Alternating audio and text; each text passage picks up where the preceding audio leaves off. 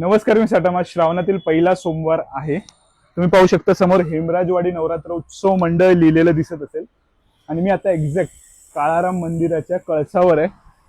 आणि या कळसामध्ये आपल्याला आतमध्ये जायचं. हा कळसाचा दरवाजा आहे आणि हा कळस आहे काळाराम मंदिराचा.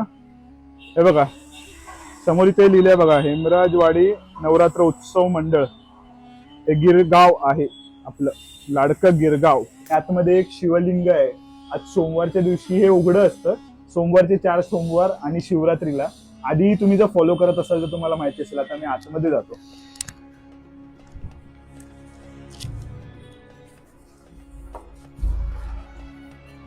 हा दे, फोन द्या तुम्ही.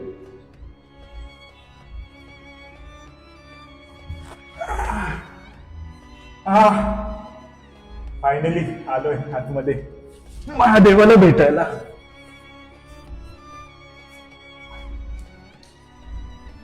हे देखता आतमध्ये.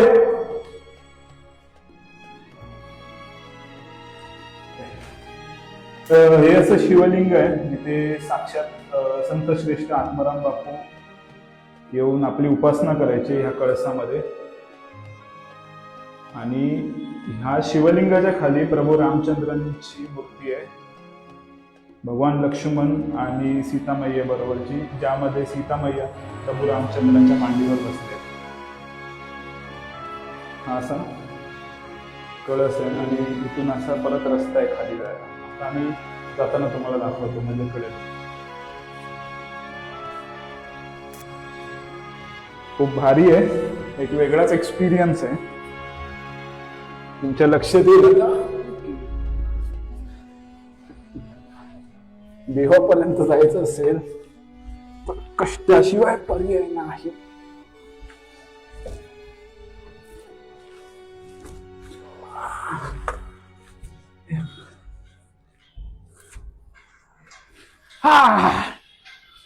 डन.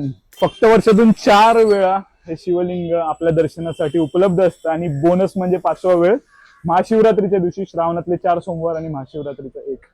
तुम्हाला काय वाटतं याबद्दल ते कमेंट सेक्शन मध्ये कळवा. गणपती बाप्पा मोरया, मंगलमूर्ती मोरया, टिळक महाराजांचा विजय असो आणि हर हर महादेव.